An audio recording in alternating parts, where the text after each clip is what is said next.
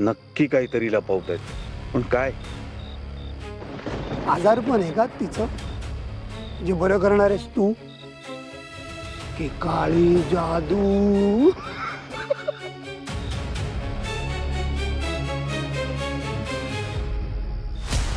काळी जादू शब्द फार मोठे वापरतोस ना राज, पण पण तुझी सवयच आहे ती. शब्द मोठे, व्यवहारही मोठे, हो ना? म्हणजे नक्की काय म्हणायचं काय तुला? कांदीलाल सेठचे 7 कोटी रुपये फेडलेस तू?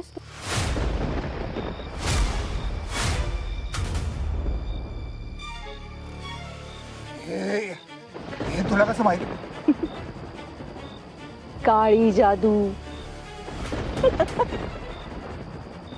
अशी अजून किती गुपितं लपवलीस?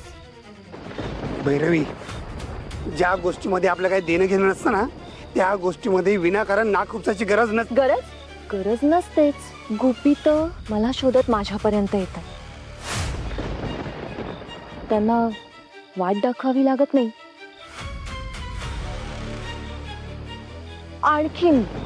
आणखीन एक गोष्ट आठवली आहे मला. यशोवर्धन दादा तुला पैसे देणार होते ना, पण त्याआधीच त्यांचा अपघात झाला. पैसे द्यायचे राहिलेच ना?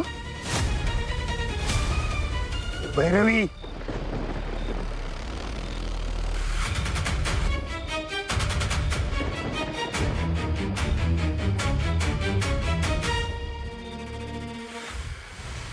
राज,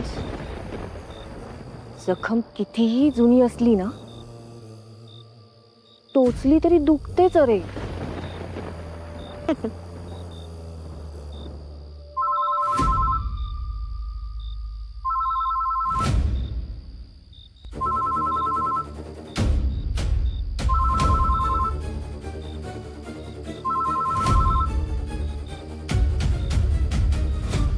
हॅलो.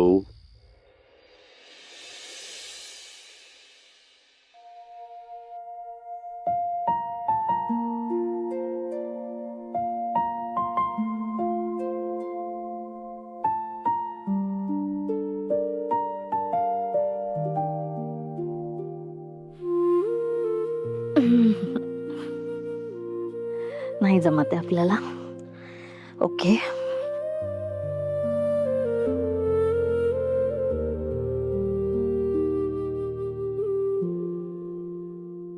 बसून करूया.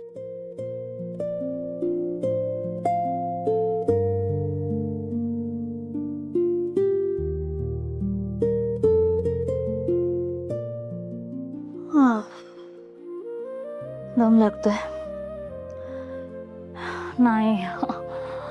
नाही जमत आहे आपल्याला. हे वेगळं काहीतरी करूया.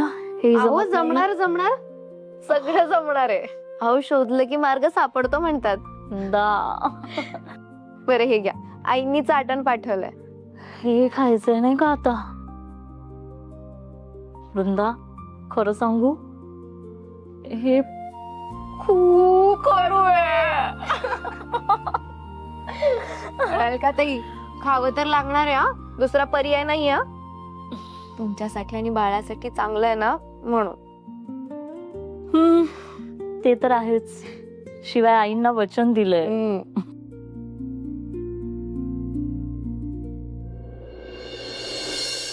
अलकाताईंना विचारू का अपघाताबद्दल? काहीतरी नक्कीच माहित असेल त्यांना. कदाचित त्यांच्याकडून काही धागा हाती लागला तर, आणि तो धागा मोहन पर्यंत जात असेल तर, मग थोडी जोखीम घ्यायलाच पाहिजे. आता विचारायलाच हवं. पाणी दे, पाणी. हो, थांबा.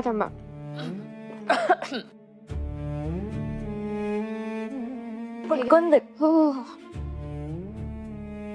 सावकाश. बरं वाटतं ना?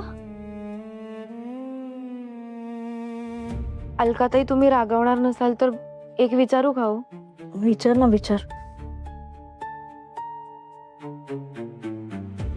अलकाताई, घरात जो अपघात घडला होता, म्हणजे सरांचे आई वडील ज्यात गेले होते, तो अपघात नेमका कसा घडला होता? नक्की काय झालं होतं? त्या दिवशी असं काय घडलं होतं? मी हे सगळं विचारतेय कारण त्या दिवशी अपघाताचा विषय निघाला तेव्हा सर किती रागावले होते, किती चिडले होते ते. एवढा का राग आला होता त्यांना? नेमकं काय झालं होतं? काय झालं अलकाताई, तुम्ही अचानक असे गप्प का झाला?